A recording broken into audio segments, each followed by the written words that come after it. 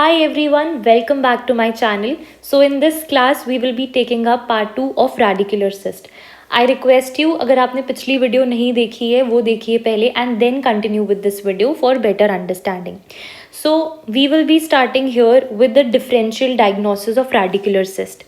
Differential diagnosis का मतलब ये कि हम जो रेडिकुलर सिस्ट पेरीएपाइकल सिस्ट पढ़ रहे हैं उसको हम बाकी कंडीशन से डिफ्रेंशिएट कैसे कर पाएंगे जो कहीं ना कहीं हमको सिमिलर दिख सकती हैं. सो पहला differential diagnosis is periapical granuloma versus periapical cyst. हम इन दोनों कंडीशंस को डिफ्रेंशिएट कैसे कर सकते हैं. सो यहाँ पे हम इनकी रेडियोग्राफिक पिक्चर्स देख रहे हैं. पेरीएपाइकल ग्रैन्युलोमा का साइज 1.5 सेंटीमीटर या उसके इक्वल या उससे कम रहता है usually and periapical cyst is greater than 1.5 centimetre and as we can see both of them are having clear cut well defined margins. यहाँ पे भी इसका एक वेल डिफाइंड मार्जिन दिख रहा है, यहाँ पे भी इसका वेल डिफाइंड मार्जिन दिख रहा है, पर यहाँ पे ये 1.5 सेंटीमीटर से कम या उसके इक्वल है, यहाँ पे it is greater than 1.5 centimetre. Okay, but you should know कि साइज एक बहुत बड़ा फैक्टर नहीं है हमको डिफ्रेंशिएट करने के लिए. It is not much relevant for the differentiation, right. So you can do histopathological finding या बायोप्सी करके आप उसको कंफर्म कर सकते हैं कि ये पेरीएपाइकल ग्रैन्युलोमा है या पेरीएपाइकल सिस्ट है. Basically periapical granuloma is nothing, it is granulation tissue का एक मास है जो इन्फेक्शन के रिलेशन में बन गया है. So it is a localised region of chronic granulation tissue which is formed in response to an infection. Now आजकल तो CBCT है which is providing very accurate diagnosis. So अगर हम बायोकेमिकली देखें तो जो रेडिकुलर सिस्ट है जो हम पढ़ रहे हैं, अगर हम उसका एस्पायरेट लें, उसके ल्यूमन से उसका एस्पायरेट निकालें, we will see that we get intense albumin pattern and globulin zones on page which stands for polyacrylamide gel electrophoresis. अब इसकी इतनी डिटेल में जाने की ज़रूरत नहीं है, हमने 11th-12th में ये टर्म कहीं ना कहीं इलेक्ट्रोफोरेसिस पढ़ा था. It is basically just a method जिसमें हम सेपरेट कर सकते हैं प्रोटीन्स को depending on size, structure and molecular weight. Okay, so the next is periapical abscess versus periapical cyst. हम इन दोनों को डिफ्रेंशिएट कैसे करते हैं. सो ये जो रेडियोग्राफिक इमेज है ये एक पेरीएपाइकल एब्सिस का है जहाँ पे हम देख रहे हैं दांत के periapically we are observing a lesion जिसका इल डिफाइंड मार्जिन है. एक प्रॉपर मार्जिन नहीं है, एक इल डिफाइंड मार्जिन, एक वेग मार्जिन आपको दिख रहा है and this is associated with a non vital tooth. So periapical abscess is also associated with non vital tooth और जो हम रेडिकुलर सिस्ट पेरीएपाइकल सिस्ट पढ़ रहे हैं that is also associated with non vital tooth. But the difference is in periapical abscess we will see ill defined margin of the lesion whereas periapical cyst का एक well defined margin होता है. जैसे कि हमने ऊपर देखा भी कि एक प्रॉपर वेल डिफाइंड मार्जिन होगा आपके रेडियोल्यूसेंट लीजन का. And also here you are observing periapical abscess में periodontal ligament is widened. Now the third condition is periapical cemento-osseous dysplasia versus periapical cyst. हम इन दोनों conditions को differentiate कैसे करते हैं. सिर्फ पॉइंट की बात करेंगे यहाँ पे कि जो ये condition है this is associated with a vital tooth whereas periapical cyst पहली क्लास से हम समझते हुए आ रहे हैं कि periapical cyst is always associated with a non vital tooth. इसके बारे में, इस कंडीशन के बारे में हम और डिटेल में देखेंगे जब हम बोन वाला चैप्टर लेंगे, but for now this is only required. Now कुछ इंपॉर्टेंट पॉइंट्स. जब हम पेरीएपाइकल सिस्ट या रेडिकुलर सिस्ट के ल्यूमन में से एस्पायरेट निकालते हैं तो दैट इज स्ट्रॉ कलर्ड और ब्लड टिंज्ड एस्पायरेट आपको देखने को मिलता है. Number 1 important point. नंबर 2, जब हम स्मियर लेते हैं और उसको लाइट के अंडर ऑब्जर्व करते हैं हमको एक शिमरिंग इफेक्ट दिखता है that is basically due to the cholesterol clefts which are present. This is very important. Cholesterol clefts radicular cyst में देखने को मिलते हैं. ओके, कोलेस्टेरॉल क्लेफ्ट्स जब आप हिस्टोपैथोलॉजिकल सेक्शन लेते हो तो आपको कोलेस्टेरॉल क्लेफ्ट्स दिखते हैं उस सेक्शन के अंदर.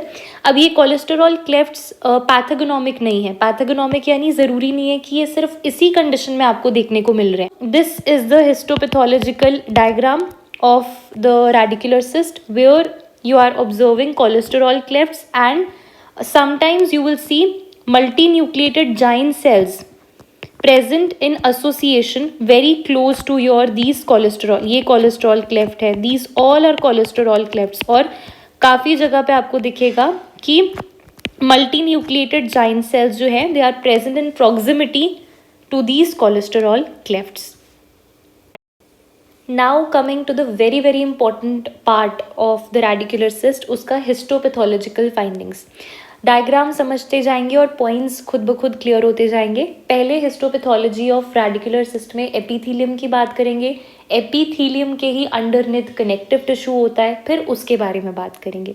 तो यहाँ पे जो एपिथीलियम होती है that is non keratinised, keratin का लेयर आपको नहीं दिखेगा टॉप पे, and you are seeing stratified squamous epithelium. I hope you know the meaning. Squamous यानी फ्लैट टाइल जैसे सेल्स होते हैं एंड स्ट्रैटिफाइड लेयर्स में होते हैं। So non keratinised stratified squamous epithelium is scene.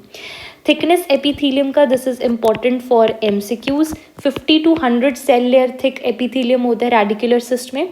यहाँ पे आपको एक इम्पॉर्टेंट टर्म याद रखना है, that is arcading pattern of epithelium. Arcading pattern का मतलब क्या होता है? इन द इमेज आपको दिख रहा है कि ये एपिथीलियम है, right, this is the epithelium. Lining epithelium यहाँ पे आर्केडिंग पैटर्न शो कर रही है। एपिथीलियम एक दूसरे से इंटरकनेक्टेड है, यू आर सीइंग एपिथीलियम जो एक दूसरे से इंटरकनेक्टेड है, as if it is trying to engulf the connective tissue, right.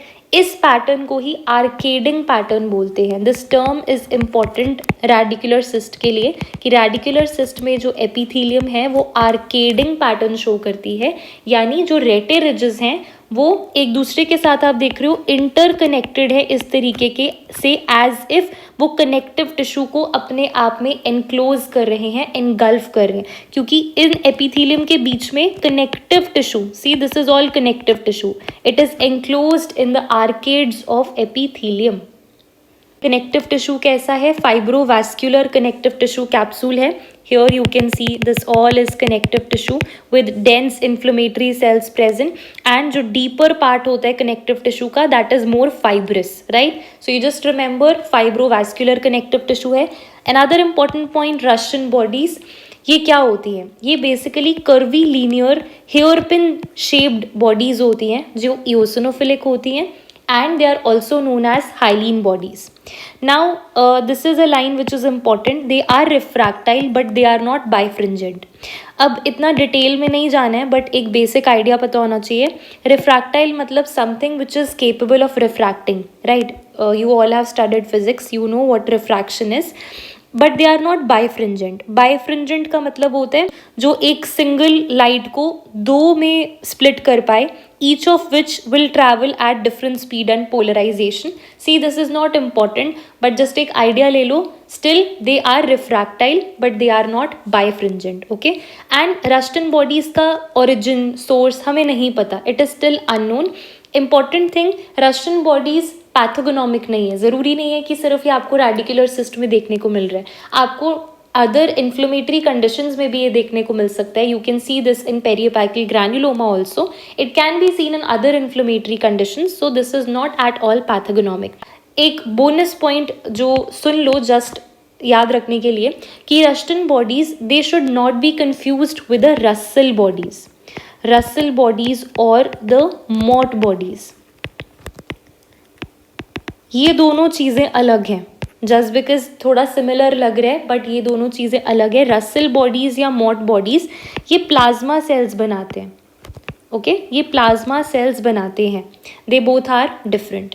Now moving ahead with the treatment and prognosis. नाल ट्रीटमेंट पेरियोपाइकल सर्जरी, और अगर लास्ट में कोई ऑप्शन नहीं बचता है then extraction of the tooth. So here we complete the radicular cyst वाला पूरा portion. Please like, share and comment down below and do subscribe to my channel. I'll continue इसके अगले वाले part in the coming videos. Thank you so much for watching.